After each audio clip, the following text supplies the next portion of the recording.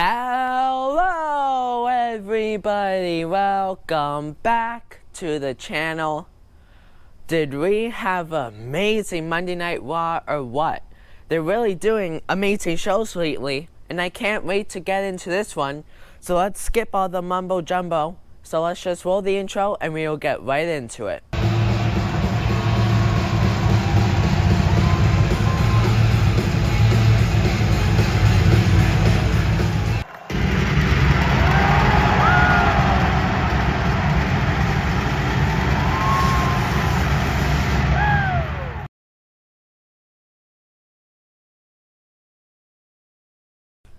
Okay, let's get into it.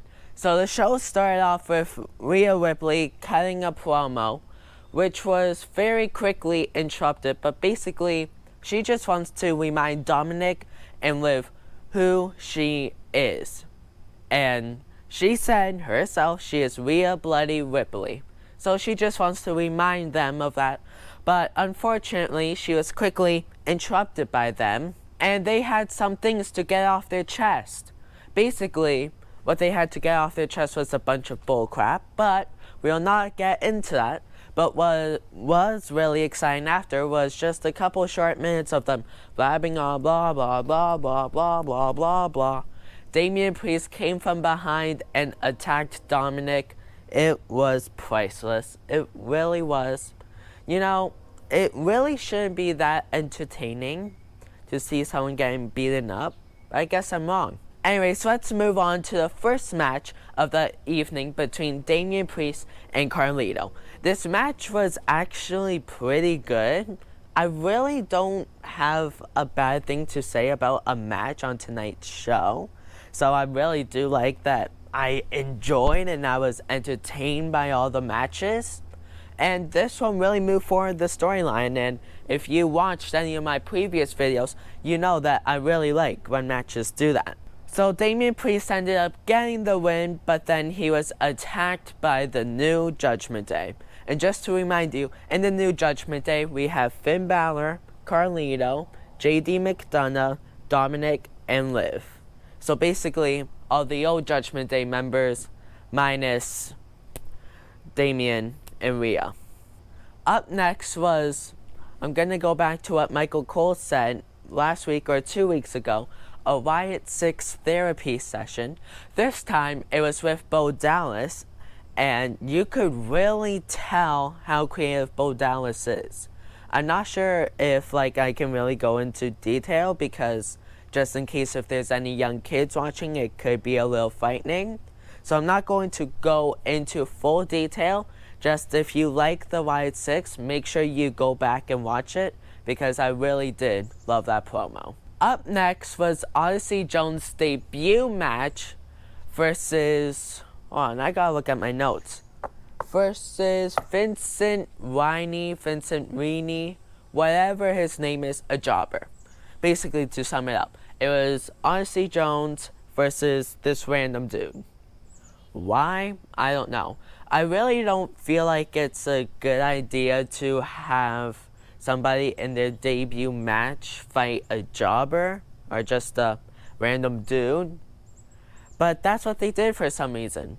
So obviously Odyssey Jones moved on, and there was some things on this show which I'm really not sure what to say. I'm very neutral on some things, like neutral. So I don't really know what to say. Odyssey Jones won, but I don't think it's a good idea to have him fight a random guy on his debut match. The final testament came out after that match, and once again, I don't know why, but Karrion Kross keeps showing us his unimpressive mic skills. Bravo. Wow. They are really, really not impressive at all. Anyway, so basically, they're just talking a bunch of bullcrap, but he even said himself, Odyssey Jones might just be here to replace Big E, which I kind of agree with. Because if Big E is not going to return to the WWE in-ring, then it's not the worst idea to have Odyssey Jones kind of take his spot. Not the worst idea in the world. So next week, we have a 6-man tag match because Monday Night Raw just loves those, against the New Day of Xavier Woods, Kofi Kingston, and now Odyssey Jones against the Final Testament, Karrion Kross, and the Authors of Pain. Next was actually a match that I was just like, okay, when's the Y6 going to interfere? It was between Alpha Academy, so Otis and Akira Tozawa, against American Made, which apparently is the new tag team. There was a B, I don't know if you guys saw that. Anyways, against American Made, which is Chad Gable's new Alpha Academy. That's the name for them. It's an okay name? Yes. I don't really care about their name. So the match actually was pretty good. I did enjoy it a lot. But I was really surprised when the Wyatt Six did not interfere at all. Like, I really was expecting just to hear the lights go out and that music and to see all the fireflies up in the air. Me with my flashlight. That would be me. Just, hello. Hi. Hi. Hi. Anyways, we're getting off track. So the match was pretty decent. Once again, it was just one of those neutral things. Not much really happened. And American Made won. I do feel like it was the right decision to have them win. I know some people will disagree with me, but technically they are a new faction with Chad. So it probably was the right call to have them win in their technically first match as American Made, even though they were the Creed brothers before. Anyways, not important. Let's move on. I just want to say I really can't get behind this whole Sonya Deville, Shayna Baszler, Zoe Stark thing. And apparently I gotta look at my notes a lot during this video because there's so much random things. So their new name is the Pure Fusion Collective. What? That sounds like a fashion line, not a faction. Why? So WWE is like all of a sudden, at least I feel like they're all of a sudden pushing them onto us, and I'm like, okay. Like they are all very talented, but they're not really doing a good job. Like, I can't get behind them at all. I can't cheer for them, but I can't boo for them at the same time. So I'm like, okay, what's next? I was just waiting for that what's next thing. So the Pure Fusion Collective, I just can't get over that's the name, is Shayna Baszler, Sonya Deville, and Zoe Stark. Up next was actually Damage Control versus the Pure Fusion Collective. Brand new fashion line is what it really should be. But Pure Fashion Collective was actually Shayna Baszler and Zoe Stark representing the Pure Fusion Collective. I really can't get over that name. It's really like the whole Gota thing. But I really can't get over that. That's going to stick in my head for a long, long time. I really just can't stand it. Anyways, once again, match was neutral. There was actually some good spots in the match. I did fairly enjoy it. But the match ended in a DQ. So there's no number one contenders. Just in case if I forgot to say it when I started talking about this match, this was for number one contenders for the Women's Tag Team Championships. But the champions interfered and caused a DQ. So I don't think there's a number one contender. I guess we'll have to wait for next week to see what happens with that. The Apex Predator, the Legend Killer, Randy Orton, came out to cut a promo. Now, there was so much different stuff that happened in this 10 minutes that it's crazy to me. I really do feel like I have to make a whole separate video for the other storyline that really comes into this madness. Really, it is madness. So Randy comes out, cuts a promo, but he is quickly interrupted by the ring general Gota. Man, that was a good one. Oh my god. I think I just woke all my neighbors up. Who cares? Let's move on.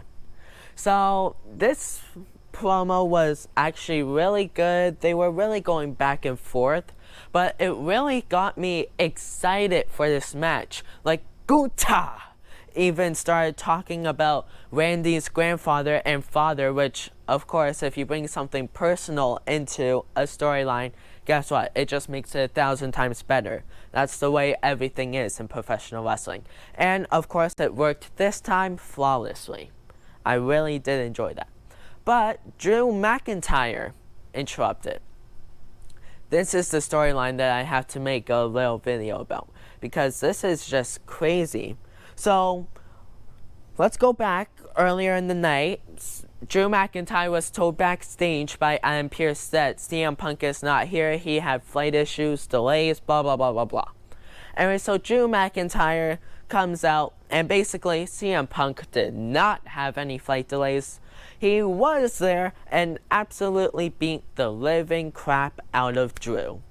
Now, it kind of did put a smile on my face because Drew did deserve it. And I really can't wait to see where they go with this whole storyline. Because I heard a rumor, because of course I watch other wrestling YouTubers. And apparently the thing that's going on is apparently it's Drew McIntyre versus CM Punk inside Hell in a Cell at Bad Blood in October. Yes, please. I feel like I've been talking to wrestling gods a lot. So let's talk to them again. Wrestling gods, please make that match happen. Thank you. Anyway, so that promo was really good. We got CM Punk attacking Drew McIntyre. And it's actually all really good. So make sure to look out for a video either sometime this week or next week about the whole CM Punk, Drew McIntyre, and I'll even add Seth freaking Rollins, their whole storyline and my whole opinion on that whole thing. I don't even want to call it a storyline. I don't even want to call it a feud because it really got so personal and it's really just pure cinema. Like, it's wrestling cinema. But we're kind of getting off track. So point is, make sure to look for that video sometime this week or next week. So, R-Truth kind of screwed The Miz.